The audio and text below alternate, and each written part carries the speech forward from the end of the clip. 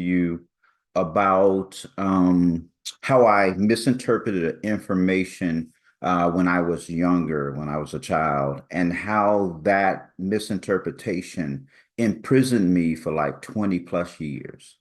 Okay. I want to tell you what happened. I want to tell you what I did to address that. And I want to tell you what happened to the rest of my life once I addressed that one issue. Now, you may be asking yourself, well, why is that important? Who cares? It's important because what I realized after talking to people is that a lot of people are struggling in their lives. 30, 40, 50, 60, 70-year olds are still struggling because of one misinterpretation that they had when they were younger. And that is a bad thing. Right? Can you imagine being 30, 40, 50 years old and struggling because of something that happened when you were 7? I thought I was the only one until I started talking to people. So I wanted to share that with you today, and hopefully, by the end, you'll know exactly what to do to address something that you may have misinterpreted when you were younger, and just see how that how you confronting that thing may change your life. Okay. When I was in fifth grade, I love spelling. I love spelling. Spelling was my favorite subject. Spelling and lunch was my favorite two subjects, right? So I was in fifth grade, and my father was in the army, so we were stationed in Karlsruhe, Germany. So I went to Karlsruhe Elementary School, and so I was in class, and of course, spelling is my favorite subject, and I'm making straight A's on in spelling. The school decided they were going to do a spelling bee for the first time. And so the classes got the opportunity to pick one person from each class, preferably the best speller to represent their class. And so my class chose me, right? And so there I was, I'm practicing. You remember that movie called Aquila and the Bee? Well, that was me. 30 years before Aquila was born.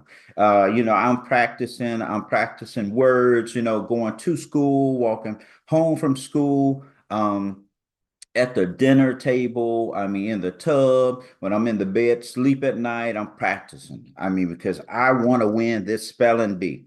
That's how much I love spelling. I mean, my grade in spelling, was no less than 105.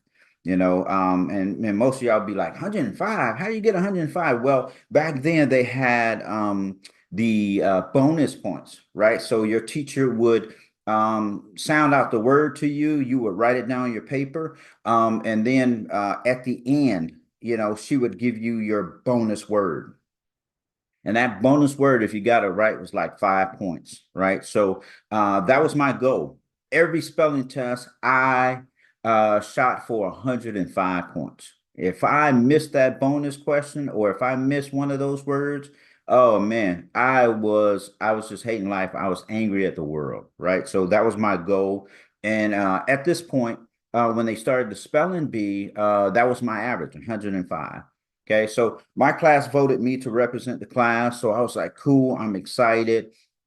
The day of the event came, and the principal, he got on the intercom, that morning, and he began to call all of our names out and told us to meet them at the gymnasium, right? So I'm not sure why we're meeting them at the gymnasium. I actually thought we were going to have the spelling bee right there in class, right? But anyway, so I go to the gymnasium.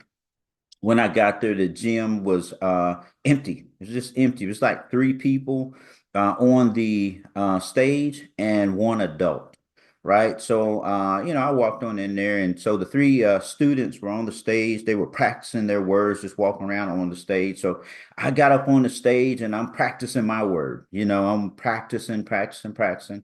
So I decided that I would turn my back to the gym and I'm going to look at the back wall, right? Because, I didn't want to be distracted by the other students practicing their words. So I just kind of got close to the wall, turned my back to the gym. I put my hands over my ears so I wouldn't be distracted. And I'm just practicing my words. So I did that for probably about 10, 15 minutes. And finally, my hands on my ear and practicing my words. And I hear the judge say, okay, students, take your seats. So I turned around to see if he was talking to me, and he was. And so I looked and I was like, where did all these people come from? There were about 1,010,000 people in that gym. There was 1,010,000. I counted them all. There was 1,010,000 people in that gym. And you know what happened to me? I got nervous. I was nervous. My knees are shaking. My mind went blank. I'm just like, wow, this is a lot of people. So finally I sat down. The other students sat down on the stage facing all of those people. And the judge started calling out words, and the students before me, stood up and spelled out their word. Then the judge told me to stand up. So I stood up. Now my knees are knocking. I'm shaking. My mind is blank. I can't think. And so the judge gave me my word. He said, unit. Your word is unit. So I said, unit. Now I can't think, guys. I can't think. I don't know what he's talking about. I hear my word. I say unit. YOUKNIT. Unit. And I hear some laughter.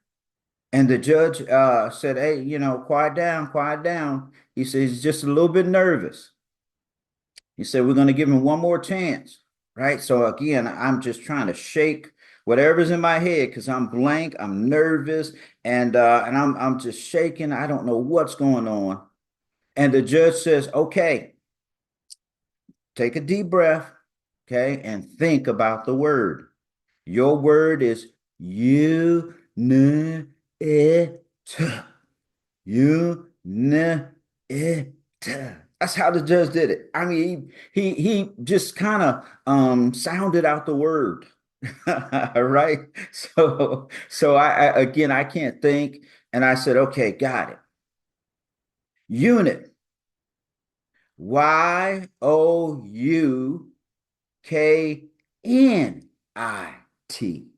Unit. And he says, I'm sorry, that's not correct. Please have your seat.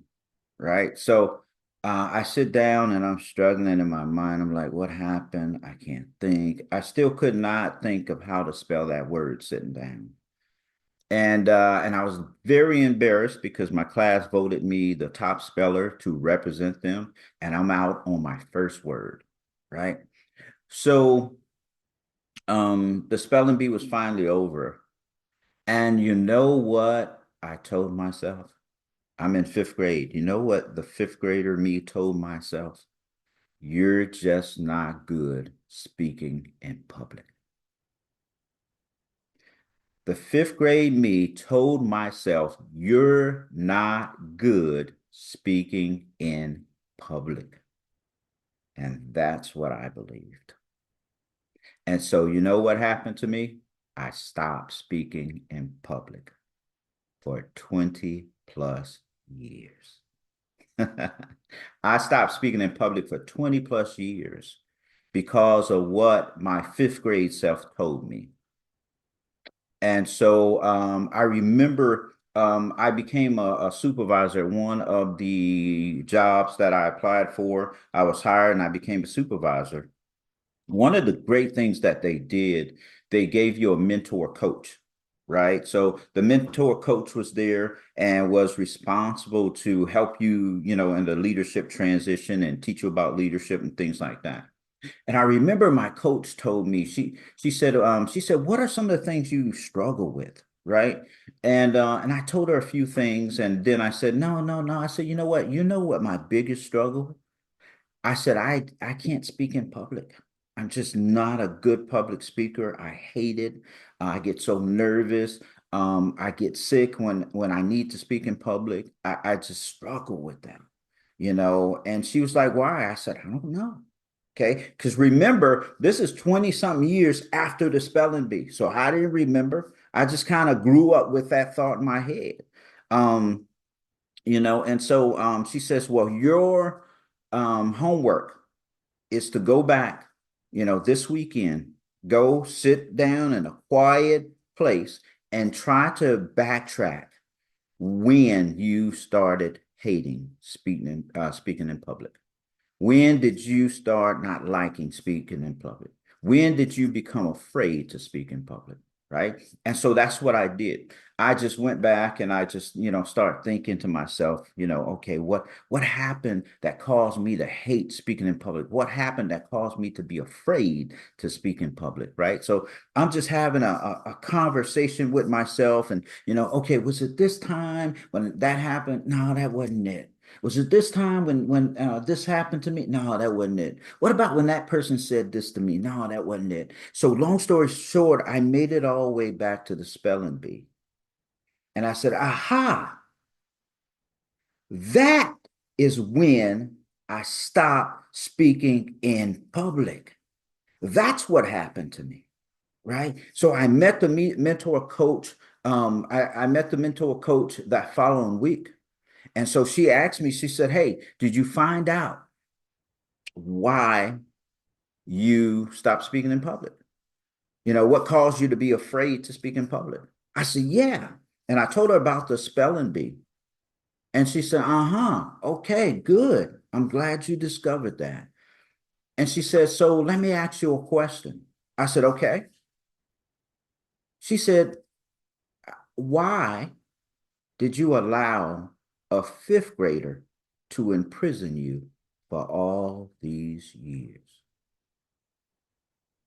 And when she said that, I was like,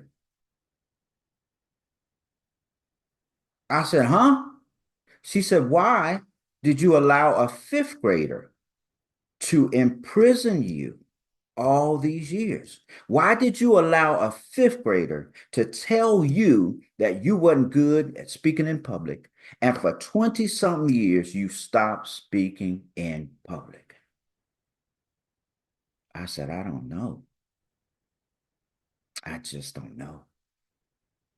She said, "Your homework this week is to go back and have a conversation with that fifth grader." Okay. You're 30 something years old, because I was 30 something at the time. She said, "I want you as a 30 something year old to have a conversation with that fifth grader. And I want you to let that fifth grader know that he gave you some bad information. And because he gave you some bad information, you were taking your life back."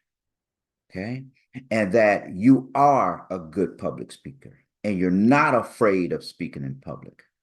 Okay. And after you have a conversation with that fifth grader, I want you to open up that prison door because it was never locked. Your mind is the only thing that kept you in that prison. Open up that prison door, and I need you to walk out. And I want you to do whatever it takes for you to overcome the idea that you are not a good public speaker. And that's what I did. Had a conversation with that fifth grader. I let him know that it was unfair and not right for him to tell me that I wasn't a good public speaker. And after I had that conversation, I signed up for public speaking classes. I spoke every chance I got. Every time they needed a volunteer to speak, I raised my hand because it was important for me to confront what I've been running away from for years. It's important. Okay. So now that you have stopped laughing at my misspelled word, let me ask you, what is it that you've been struggling with for years? What is it that has caused you to run away from success? What is it that caused you to not love a certain type of person, or to have good relationships, or to be successful in careers? What did your younger self tell you that caused you to struggle for years and years and years? What did your younger self tell you when your mother and father got divorced? What did your younger self tell you that caused you to hate your mother or your father, or even both? Or what did your younger self tell you that caused you to think that you will never be good at marriage? What did your younger self tell you?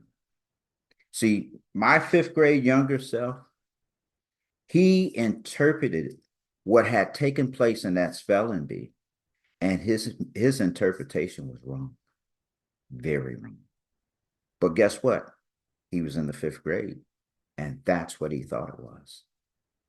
And the problem um, with being a young person interpreting things that take place is most times we get it wrong. And we need that information to be validated. For example, you're a child and your mother and father get divorced, more than likely you're going to misinterpret that information. And you're going to think daddy's leaving because I did something wrong.